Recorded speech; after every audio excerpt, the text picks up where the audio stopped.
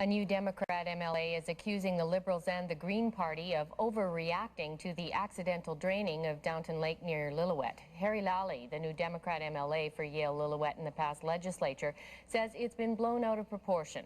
Lally says 104 fish were found in the pools of water left at the bottom of the lake bed. Only 9 were dead. Lally claims the Greens and the Liberals are looking for an issue, but he feels they're way off base in this case. Now, as you know, we're going to be talking to the leader of the Green Party in the next few minutes, or more exactly, you'll be talking to Stuart Parker. We'll give you the numbers to call shortly. First, let's check in with our group of voters, get their views on how the campaign is going post-debate. Are the undecided decided? Have any of them changed their minds about who they'll vote for? We met again at a restaurant and talked politics and the importance or futility of voting at all. A survey commissioned by a condom maker says Canadians are the world's most considerate lovers. More than 50% of the Canadians questioned rated their partner's satisfaction as being more important than their own.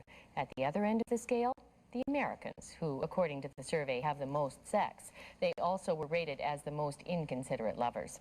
The survey involved 10,000 adults in 15 countries. The poll says only 25% of Canadians use a condom with a casual partner.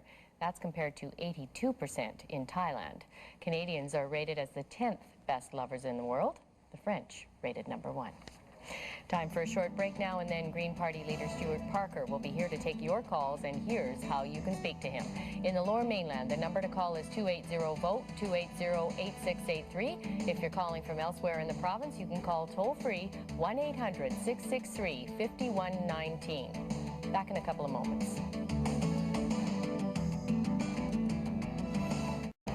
Time now for you to ask questions of another party leader, and our guest today is Green Party leader Stuart Parker. And as always, I'd ask you to keep your questions brief, and Mr. Parker, if you would keep your answers as brief as you can as well, so we can take as many calls as we can, because we get a lot of calls. People obviously want to talk to their political leaders. Thanks very much for the opportunity. Now, just before we go to the phone lines briefly, I wanted to ask you about Downton Lake, because you're very upset about this, and in fact, you're talking about laying a charge under the Fisheries Act against the Premier.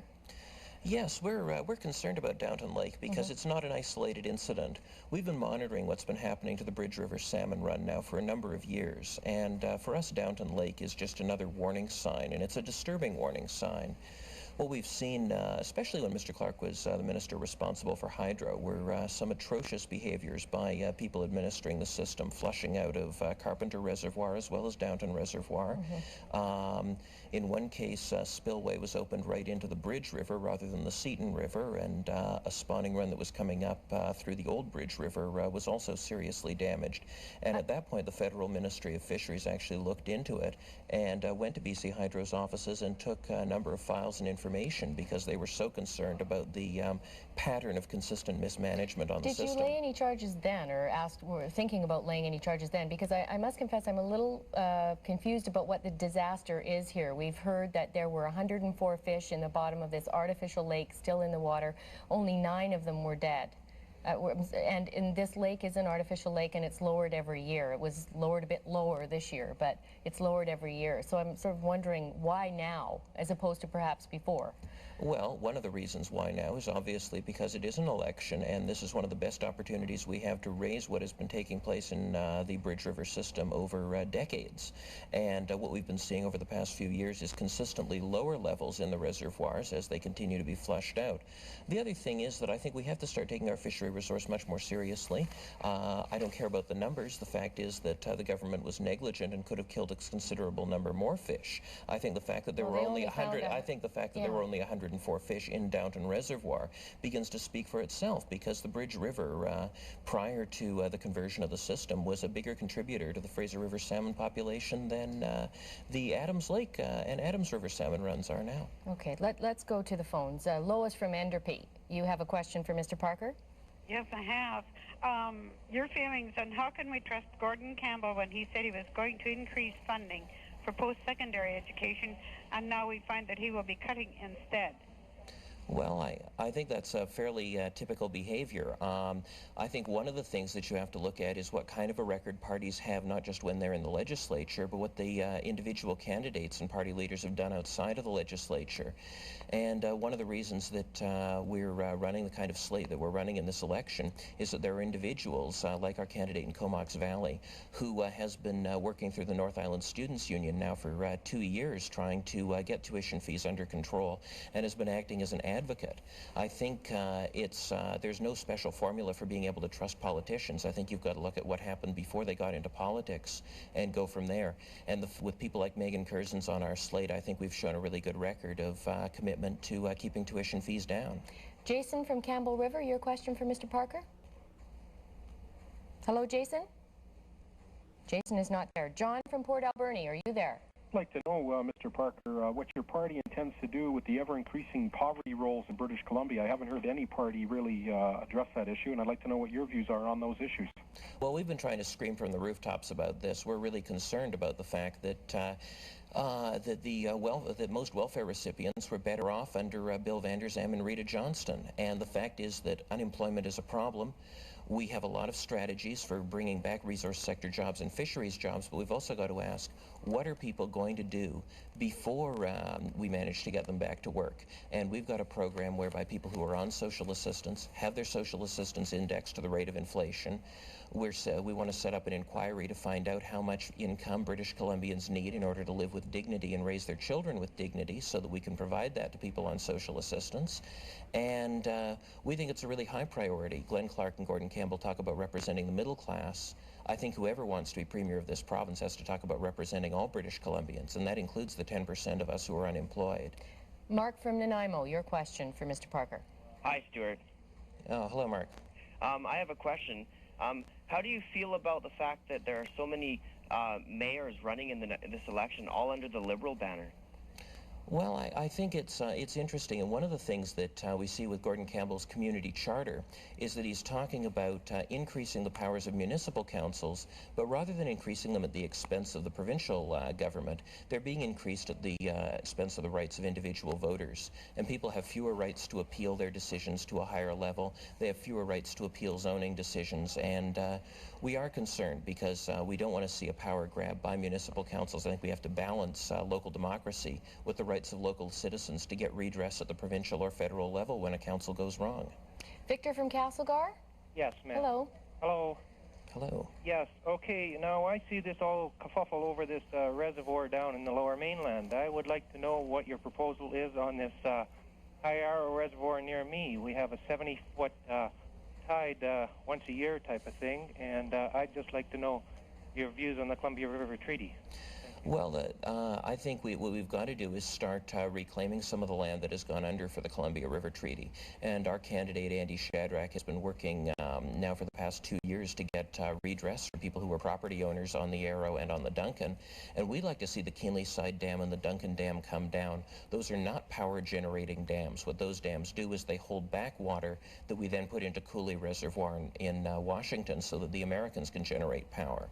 I think what we have to do is make sure that British Columbia can meet its own power needs, and then help British Columbians in the Arrow and on the Duncan to start reclaiming their property and reclaiming some of the most productive agricultural land we've ever seen. So we are concerned. We want to take a really serious look at those dams, and instead of saying how much money can we get for holding back water for the Americans, let's look at what kind of forest industry and agricultural industry we can start building for British Columbians.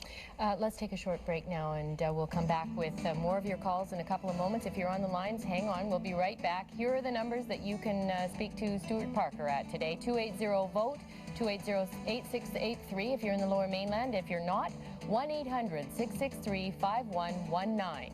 Back in a couple of moments. Welcome back to the Noon News Hour. We're taking your calls to Green Party leader Stuart Parker. And I believe David from Gibsons, you've been waiting quite a while. Thanks for your patience, David. Yes, as an avid hunter and fisher in this province, I'm greatly concerned with the amount of fish and wildlife that appears to be transferred to the Nisga'a in the upcoming treaty. I wonder what the Green Party's opinion is on settling all these treaties in the province. Well, we think it's really important to settle the treaties. I think that we have to not just plan for future generations, we also have to look at the promises that our grandparents made, and some of those promises haven't been kept. And it's really tough, but I think we're going to have to make a lot of hard decisions, and there will be a lot of resources that will end up going to First Nations people. One of the things that I'm pleased about with something like the Nisga'a Treaty is that we're giving people the means to support themselves rather than another set of cash handouts for First Nations peoples, because I think for First Nations to get back on their feet, they need to have access to the resources, and I'm really hopeful that we can learn a lot from the Nisga'a about fishing and managing the fishing resource.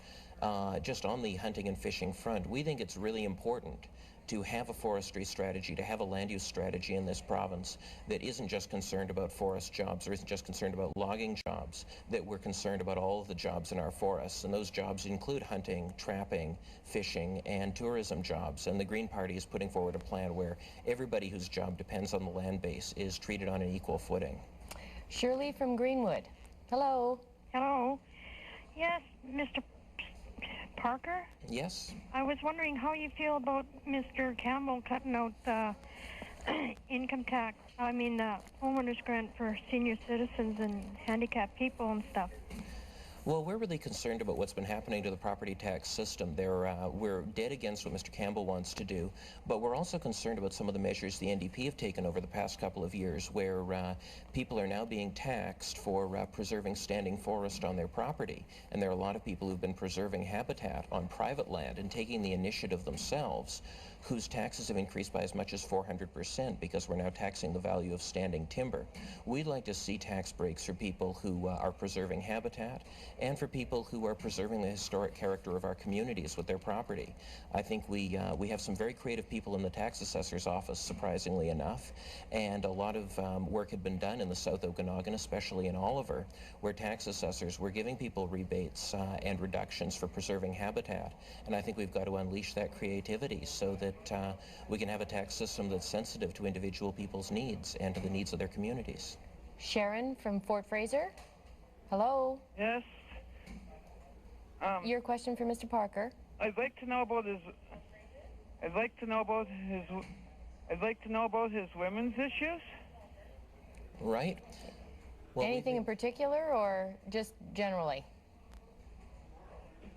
She's gone. Well, okay. generally, one of our big concerns is that we're pleased that with some of the initiatives the government has made, one of the things we'd like to see is a fair wage program in the government that doesn't discriminate based on gender. Because right now, when we contract out to firms with predominantly male employees, like construction firms, the government says a fair wage is $22.50 an hour.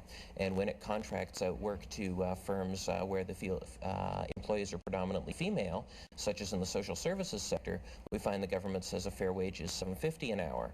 And we'd like to see an across-the-board fair wage. We need to investigate what level of fair wage that is. But we think it's really important that instead of just addressing affirmative action and education programs, this government has got to, we've got to have a government in this province that begins to deal with the bread and butter issues, because the fact is that women's wages have declined relative to men's in recent years after the gains that we made in the 70s and 80s.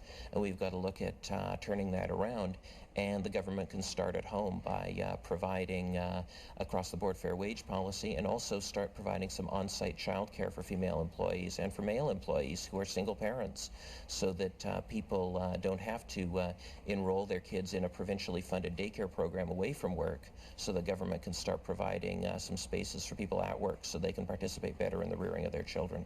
William from Campbell River. Yes, hi, Mr. Parker. I was just curious to go into the single parent issue about how I'm a single father, and as of next year, I'm going to be taxed on the money that I give my son. I'm just curious as to see how your party feels about that. Well, we don't feel good about it, but unfortunately it's a federal matter, and we have started putting forward some policies for turning around certain federal tax breaks that we see as being really destructive. And so we are talking about a mechanization, provincial mechanization surtax for dealing with some of the federal government's tax giveaways that way. It's more difficult when you've got the federal government that's unfairly punishing certain parents and we recognize that there has been some good progress made with certain single parents being able to look after their children better under the legislation. It's unfortunate that some single parents are worse off, and of course we'll take that up in Ottawa, and we'll do our best to scream from the rooftops about a number of federal programs, and that's one. You're doing a lot of screaming from the rooftops.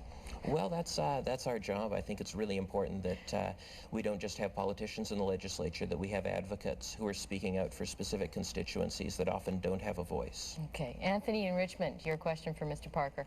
Yes, good afternoon, Ms. Hoban. Good afternoon, Mr. Parker. Good afternoon.